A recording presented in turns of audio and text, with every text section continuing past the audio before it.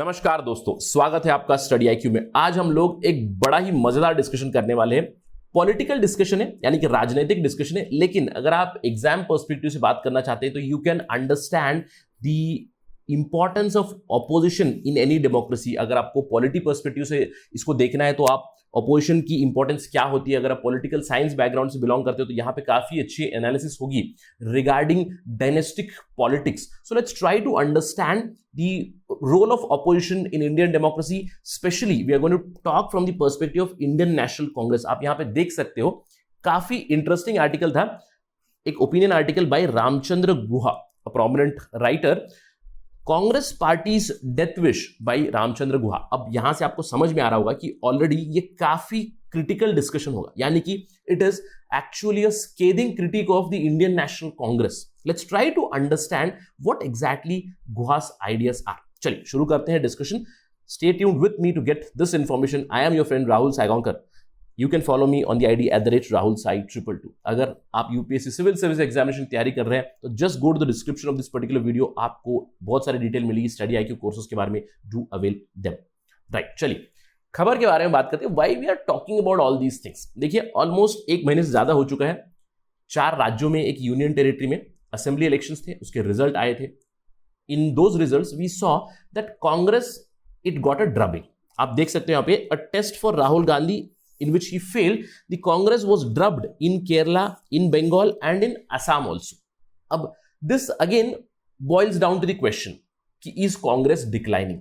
The answer would be yes, क्योंकि अगर हम लोग देखिए डिक्लाइन ऑफ कांग्रेस की बात करें तो क्वाइट अंडरस्टैंडेबल है कि काफी सालों से डिक्लाइन चल रहा है। देखिए, अगर हम लोग बात करें शुरुआती दौर में नेहरूवियन टाइम्स की, तो नेहरूवियन टाइम्स में काफी दबदबा था इंडियन नेशनल कांग्रेस का। राइट, एवरी टाइम 300 से भी ज्यादा सीटें वो जीतती हुई आती थी इन दी लोकसभा इलेक्शंस। लेकिन नेहरूवियन एरा खत्म होने के बाद धीरे धीरे हम लोग देख सकते हैं there is a downward trend in terms of the number of seats won by Congress. Although there are some exceptional years, जैसे कि 1980 हो गया, 1984 हो गया। Right, so these are some exceptional years where Congress has performed extraordinarily. But in general अगर हम लोग बात करें, देखिए 1967 से लेकर 1967 क्यों 1967 is considered as a watershed moment in Indian political history.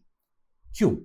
1967 में 9 राज्यों में नॉन कांग्रेस गवर्नमेंट्स आई थी, और तब से लेकर हम लोग बात कर सकते हैं कोएलिशन एरा डेवलपमेंट की। यानी कि अगर कोएलिशन डेवलप हो रहा है तो इंडियन नेशनल कांग्रेस की सीटें कम हो रही है। और हम लोग जानते हैं कि 1989 से लेकर 2014 तक इंडिया में कोएलिशन एरा ही रहा है। 2014 से NDA has form the government, I can say BJP has form the government. अब सवाल ये उठता है कि डिक्लाइन ऑफ कांग्रेस तो हो ही रहा है, लेकिन क्यों हो रहा है? हम लोग यहां पे एक इंपॉर्टेंट फैक्टर के बारे में बात करेंगे, लेकिन in general decline of Congress की जब हम लोग बात करते हैं, देखिए it has been because of many reasons. 1956 में स्टेट रीऑर्गेनाइजेशन हुआ, इजंट इट? स्टेट रीऑर्गेनाइजेशन की वजह से रीजनल पार्टीज बढ़ी। जब रीजनल पार्टीज बढ़ेगी तो मेन जो कांग्रेस पार्टी थी उसका रोल थोड़ा सा कम हुआ, जरूर एक फैक्टर वो रहा है। अब दूसरा फैक्टर ग्रीन रेवोल्यूशन रहा है। ग्रीन रेवोल्यूशन की वजह से देखिए किसान पार्टीज बढ़ी है, तो उनका भी पॉलिटिकल बार्गेनिंग पावर काफी बड़ा हुआ है। तो ये सारे रीजन जरूर है। इसके अलावा एक मेजर फैक्टर है इंदिरा गांधी फैक्टर। देखिए, Indira Gandhi has been the most controversial prime minister. She has been held for 1971 war, isn't it? लेकिन 1975 की जो इमरजेंसी थी उसके लिए हम लोग कह सकते हैं कि she has been responsible for decline of Congress to certain extent. But अगर हम लोग बात करें the discourse of recent decades, specially past 1 or 2 decades, एक बहुत बड़ा फैक्टर कोट किया जाता है for the decline of Congress, specially in the last 2 decades, और वो है, हम लोग कह सकते हैं, द होल्ड ऑफ फैमिली या फिर डायनेस्टिक पॉलिटिक्स। हम लोग कह सकते हैं कि पूरी कांग्रेस पार्टी के ऊपर जिस तरह का दबदबा रहा है नेहरू और गांधी परिवार का, वो भी एक बहुत बड़ा फैक्टर बना है इस पर्टिकुलर डिक्लाइन का। तो हमारा जो एजेंडा आज का डिस्कशन का रहेगा, it would B predominantly on the dynastic politics. किस तरह से होल्ड है नेहरू गांधी फैमिली की कांग्रेस पार्टी पे, उसकी वजह से दुष्परिणाम क्या हो रहा है, यानी कि what are the adverse consequences of that. चलिए बात करते हैं क्या हो रहा है। देखिए, एक तरफ फैमिली के होल्ड बरकरार है। पहले Jawaharlal Nehru, then Indira Gandhi, then Rajiv Gandhi, then de facto command था सोनिया गांधी के हाथ में, मैं कह सकता हूं 2004 से 2014 तक। उसके बाद Rahul Gandhi is being projected as the prime ministerial candidate by the Congress, and now Priyanka Gandhi has also entered the fray. यानी कि नेहरू गांधी फैमिली का दबदबा काफी ज्यादा है। अब इस दबदबे के कारण क्या हो रहा है, दूसरे जो टैलेंटेड लीडर्स है दे आर डेजर्टिंग कांग्रेस। चलिए उदाहरण के तौर पर देखते हैं हिमांता बिस्वा शर्मा। राइट। हिमांता बिस्वा शर्मा, आप जानते होंगे Himanta Biswa Sarma is currently the chief minister of Assam. मई 10 तारीख को उन्होंने शपथ ली थी। He is the current chief minister of Assam. अब अगर आप उनकी जर्नी को देखेंगे, ये जो सारे लीडर्स हम लोग बात कर रहे हैं, they have given their sweat and blood to Indian National Congress, but somehow they have changed the allegiances, यानी कि उन्होंने अपनी लॉयल्टी बदली है कांग्रेस से दूसरी पार्टी की ओर। देखिए, अगर हिमांता बिस्वा शर्मा की बात करें, 2001 से लेकर 2015 तक, यानी 15 सालों के लिए वो एक बहुत ही जरूरी कॉमरेड रहे हैं, वो एक सोल्जर रहे इंडियन नेशनल कांग्रेस के। लेकिन 2015 में उन्होंने अपनी एलिजेंस बदली और उन्होंने बीजेपी ज्वाइन की। 6 सालों में काफी एक प्रोडक्टिव बदलाव रहा है उनके लिए। 6 सालों में he has become the chief minister of Assam. Already chief ministerial aspirations थे उनके, which he has achieved with BJP, not with the Congress. अब दूसरे इंपॉर्टेंट लीडर है Jyotiraditya Scindia, again a young leader. Jyotiraditya Scindia, in fact अगर मैं इनके पिता की बात करूं, Madhavrao Jiwajirao Scindia, he was also a prime member of Congress. Jyotiraditya Scindia has also given his sweat and blood for Congress right from the beginning of 21st century, हम कह सकते हैं। 2001 में उनके पिता का देहांत हुआ, तब से लेकर he has been a member of Indian National Congress. In fact, he has been a minister in the Manmohan Singh cabinet from 2012 to 2014. एक मेंबर ऑफ पार्लियामेंट रह चुके हैं इंडियन नेशनल कांग्रेस से। लेकिन मार्च 2020 में इन्होंने भी अपनी एलिजेंस बदल दी, इन्होंने अपनी लॉयल्टी बदली कांग्रेस से बीजेपी की तरफ। Although one of the factors was जो राज्यसभा सीट थी वो इन्हें नहीं मिली, दिग्विजय सिंह को मिली थी, many other reasons also, but he has changed the allegiances, right. अब तीसरे मेंबर जो रिसेंटली हुआ है वो है जितिन प्रसाद। जितिन प्रसाद ने भी अपना पॉलिटिकल करियर कांग्रेस के साथ ही शुरू किया था। ऑलमोस्ट पिछले 20 सालों से वो कांग्रेस के साथ है। 2001 में वो इंडियन यूथ कांग्रेस के जनरल सेक्रेटरी थे। तो 20 सालों तक जो इंसान कांग्रेस के साथ रहा है, he was also inducted as a minister of state for steel and he was one of the youngest ministers in 2008, right. अब such people are deserting Congress and he has joined BJP very very recently. इसी महीने जून 2021 में he has joined BJP. तो क्या हो रहा है, एक तरफ फैमिली का होल्ड काफी ज्यादा हो रहा है कांग्रेस के ऊपर, उसके चलते बहुत सारे जो टैलेंटेड यंग लीडर्स हैं they are deserting Congress. That is why Ramachandra Guha says it's a death wish for Congress because many leaders are deserting them and they are having a successful stint.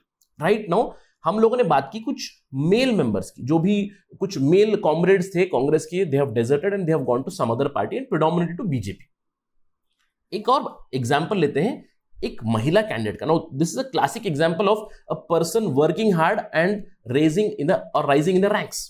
देखिए, एक एग्जांपल है Mahua Moitra. Now Mahua Moitra right now is the member of parliament in the 17th Lok Sabha. अभी की जो लोकसभा है वहां पे she is an MP from Krishnanagar, West Bengal. अगर हम लोग मोइत्रा की उनकी पॉलिटिकल जर्नी देखें, पॉलिटिक्स में उतरने से पहले she was an investment banker. She is graduated from United States. She studied economics and mathematics from Mount Holyoke College, Massachusetts में है। उसके बाद वो जेपी मॉर्गन चेज में इन्वेस्टमेंट बैंकर थी। काफी अच्छा खासा करियर चल रहा था उनका। इनफैक्ट बहुत ही जल्दी उन्होंने अपनी, मैं कह सकता हूं कि कॉर्पोरेट लाइफ में भी काफी ज्यादा ग्रोथ पाई थी उन्होंने। 2009 में उन्होंने इनफैक्ट अपनी वाइस प्रेसिडेंट की पोस्ट क्विट की थी जेपी मॉर्गन चेज से। 2009 में एक बहुत ही लुक्रेटिव जॉब छोड़कर वो उतर गई इंडियन पॉलिटिक्स में, राइट। तो मोइत्रा के साथ हुआ क्या, initially she joined the Indian Youth Congress. She was the part and parcel of youth wing of Indian National Congress. In fact, media reports ये बताई जा रही थी कि जिसमें she was very close to Rahul Gandhi. She was one of the trusted hands of Rahul Gandhi in a very prominent project, आम आदमी का सिपाही। लेकिन एक साल के बाद ही क्या हुआ, Mahua Moitra she quit Indian National Congress and this time a person has not shifted to BJP but All India Trinamool Congress. तो पिछले 10 से 11 सालों में अगर हम लोग महुआ मोइत्रा की पॉलिटिकल जर्नी देखें, it has been quite extraordinary, right. She has put in her sweat and blood, she has risen through the ranks. 2016 में उन्होंने एमएलए का इलेक्शन जीता from Karimpur, Nadia district, West Bengal में। 2019 में उन्होंने फिर से एमपी सीट जीती कृष्णा नगर, वेस्ट बंगाल में। It's a very very important victory, right. आपने देखा होगा महुआ मोइत्रा की कुछ videos which have been viral on YouTube, specially her speeches in parliament, isn't it? तो एक तरफ एक ऐसा कैंडिडेट है जो ऑलरेडी कांग्रेस का भाग था, यानी कि मैं कह सकता हूं एक तरफ ऐसा कैंडिडेट है जो अपना लुक्रेटिव जॉब छोड़कर इंडियन पॉलिटिक्स में घुसा है। पहले कांग्रेस का भाग था, कांग्रेस से डिसइल्यूजन होकर किसी और पार्टी में चले, right. And who has put in effort, who has risen through the ranks, who has been an MLA, who has been an MP. अब दूसरी तरफ in a stark contrast to Moitra there is Priyanka Gandhi, a member of the Nehru Gandhi family. Formally 2019 में उन्होंने enter किया politics. अब जैसे ही उन्होंने politics enter किया, उनको सीधे सेक्रेटरी जनरल बना दिया, incharge of eastern Uttar Pradesh. Again, why such a promotion, or I would say why such a huge entry? It is because of her family name, isn't it? Although अगर मैं इनकी political history की बात करूं, देखिए politics में काफी ज्यादा एक्टिव नहीं है, लेकिन पिछले 10 सालों में she has been a part and parcel of politics somehow. पिछले एक दशक या एक दशक से ज्यादा she had been a campaign manager of Sonia Gandhi, she has been helping her brother Rahul Gandhi, but nonetheless entry कैसे होती है पॉलिटिक्स में? Directly elevated to a post. Why? Just because of name. अब पिछले 2 सालों से ये उत्तर प्रदेश में इंचार्ज है, लेकिन अगर हम लोग बात करें पॉलिटिकल फॉर्च्यून्स की कांग्रेस की, तो कुछ ज्यादा कुछ बदला नहीं। ऑल्दो अगर हमें जज करना है तो अगले साल यूपी इलेक्शन में जज करेंगे, लेकिन अभी जो रिसेंटली उत्तर प्रदेश में लोकल इलेक्शन हुआ है, उससे एक अंदेशा जरूर लगा सकते हैं कि the political fortunes of Congress have not changed. Samajwadi Party has improved, BJP has somehow seen decline, but political fortunes of Congress are not improving. So इन सब चीजों से क्या पता चलता है? एक चीज पता चलती है, बैटल 2024 जो होने वाला है, यानी कि 2024 में जो जनरल इलेक्शन होने वाला है, उसमें अभी फिलहाल जो मुद्दे चल रहे हैं, देखिए मोदी सरकार की काफी ज्यादा आलोचना हो रही है, specially with respect to the mismanagement of कोविड-19, मिसमैनेजमेंट ऑफ इकोनॉमी। इसके ऊपर सरकार को कॉर्नर करने की बातें हो रही है। लेकिन अगर हम लोग विपक्ष की बात करें, ऑपोजिशन की बात करें, right now opposition is in disarray. और अगर मैं बीजेपी का एक काउंटर पार्ट देखूं, the alternative is Indian National Congress, at least at the national level, क्योंकि बीजेपी को टक्कर कौन दे सकता है? कांग्रेस, क्योंकि कांग्रेस की ऑर्गेनाइजेशनल सेटअप इतनी स्ट्रांग है, they have reached all over India. बाकी regional parties are obviously there, but one competitor is Indian National Congress. और अगर हम लोग कांग्रेस की बात करें, Congress as of now it is the weakest link in opposition. आप किसी भी राज्य में देखिए, Congress has been ridiculed, it has got drubbing continuously. In fact हम लोग बात कर सकते हैं पॉलिटिकल इनकॉम्पिटेंस की, पॉलिटिकल मिसमैनेजमेंट की bye Rahul Gandhi and Priyanka Gandhi also. Although it would be too soon to जज Priyanka Gandhi, but nonetheless let's have a critical discussion. देखिए, जो हाल ही में मई में इलेक्शन हुआ है, वेस्ट बंगाल में Congress was completely wiped out, right? Tamil Nadu में वो जूनियर पार्टनर थे द्रविड़ मुनेत्र कड़गम डीएमके के। असम में again for the second successive time they have lost the election. और सबसे बड़ी जो हार है, मैं कह सकता हूं केरला में। देखिए केरला में नॉर्मली क्या होता है, एंटी इनकम्बेंसी फैक्टर होता है। एक बार लेफ्ट लेड सरकार आती है, लेफ्ट लेड कोएलिशन, एक बार कांग्रेस लेड कोएलिशन आती है, तो ये चलता आ रहा है कंटिन्यूअसली। लेकिन इस बार सक्सेसिवली कम्युनिस्ट और the left parties have gained power, they have got another term of 5 years। अब एक तरफ ये हो रहा है, और दूसरी तरफ जो नेहरू गांधी फैमिली की आलोचना भी नहीं हो रही है within Congress also. Although हम लोग बात कर सकते हैं G23 लीडर्स की who are asking for some sort of accountability, but अगर हम लोग बात करें, देखिए इन जनरल कांग्रेस के लीडर्स की, यहां पे there is a very strong term I would like to use from the article itself. Ramachandra Guha कहते हैं there is a huge amount of chamchagiri in Congress.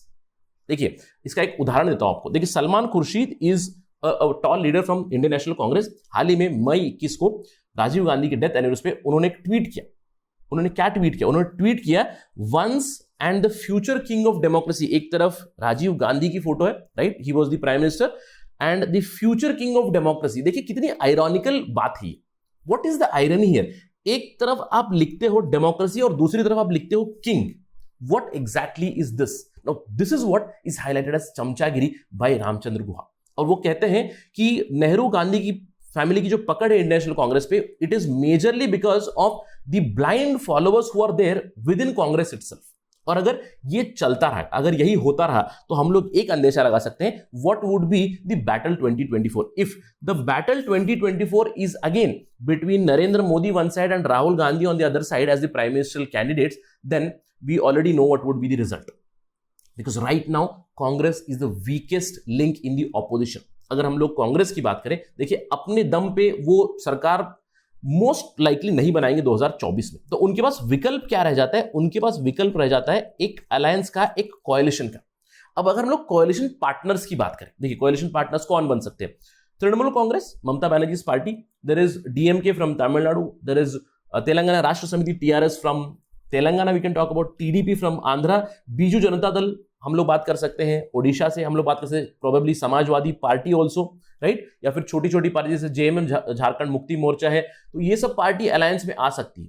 लेकिन सवाल ये उठता है, will these alliance partner accept Rahul Gandhi as their leader और the prime minister? That is the biggest question, and if this is not an option, then probably a third front is another good option for the opposition. अब that's the discussion, let's wait and watch till 2024, the picture will be more clear what is going to happen in future, और उसका trailer हमें मिलेगा जरूर 2022 में UP के elections में. So let's wait and watch. That's it right now from my side. Thank you for watching. जय हिंद.